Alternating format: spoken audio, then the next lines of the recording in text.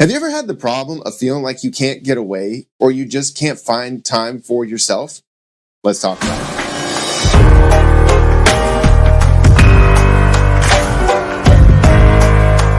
it. So life feels like it's just a constant rush to take care of others or the needs and demands of other things. This is normal because that's how life works.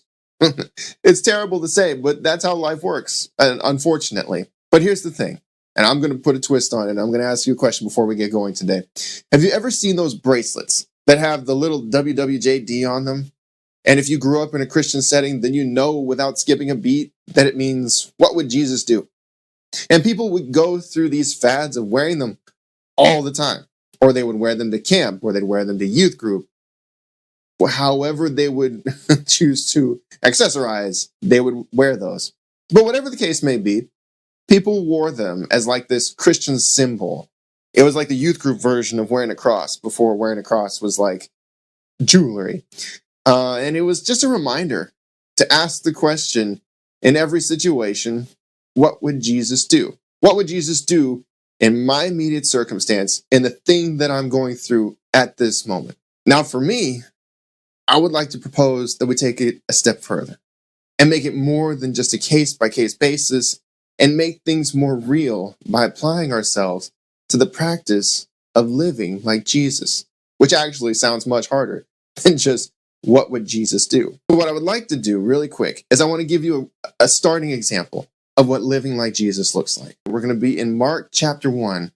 And it says in verse 35, and it says, "And in the morning, rising up a great while before, Jesus went out and departed into a solitary place, and there he prayed." So, if we pause there for a second, in this moment, we find Jesus getting up super early in the morning while the sun is still down to go out to a very solitary place away from everybody else to pray. And how often do we allow our alarm clocks to go off and our prayers when we get up immediately consist of, "Lord, please let school be canceled." Or maybe if you're not in school, you probably thought that once or twice.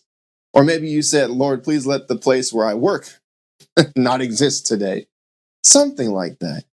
And we make these sarcastic prayers because we don't want to get up. And when I was in Bible school, they challenged us to get up an hour earlier than we were supposed to be so that we could spend some time in the Word and in prayer. And they called it blanket victory by defeating the temptation of the comfort.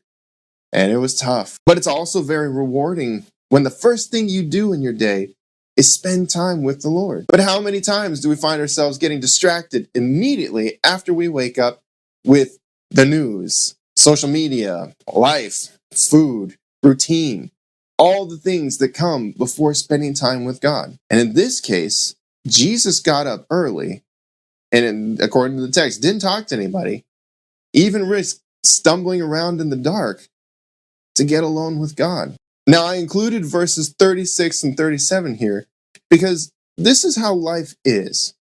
And you can literally fill in the blanks. It says in verse 36, "And Simon and they that were with him followed after him. And when they had found him, they said unto him, All men seek for thee." Or in other translations, or in other words, "Everyone's looking for you. What are you doing out here?" That's normal. That's life. You may get a text message that's not too pleasant to wake up to, or an email, or some sort of news that pops up on the TV or your social media is not too pleasant. But all of a sudden, everything that you were supposed to be focusing on hits the back burner because everyone's looking for you. Everybody needs you. Everybody needs you to respond, or else the world's going to fall apart. Really quick, the world's not going to fall apart. It will be okay. Cut yourself some slack. Just breathe.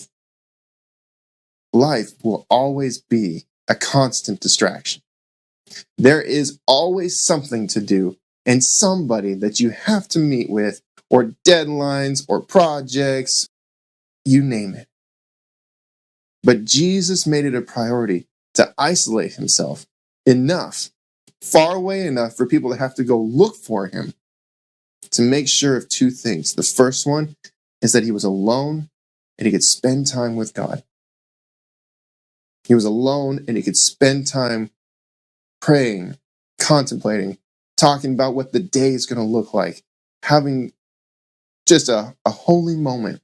And two, he was so well hidden that the distractions had to search for him. Can you imagine in today's day and age that you could hide so well that the distractions of life had to go look for you? Jesus didn't look for the distractions came to him. How easy is it for you to be found? How hidden, how well hidden do you make yourself so that your alone time with God is the best part of your day? And the Bible tells us quite a few times that Jesus left to be alone with God, to talk in isolation. He set the example for us to follow. And I think, if we're honest, we have a choice to make. We either talk to God when we have the time, or we talk to God when we make the time. Two very clear distinctions. So whether you need a little extra oomph to get yourself that blanket victory in the morning, or you just need to shut everything down and set aside a time of the day for you and God, we all need to live out Jesus' example of getting alone before God and spending time with him to avoid the distractions. And that is living like Jesus. I'll see you next week, right here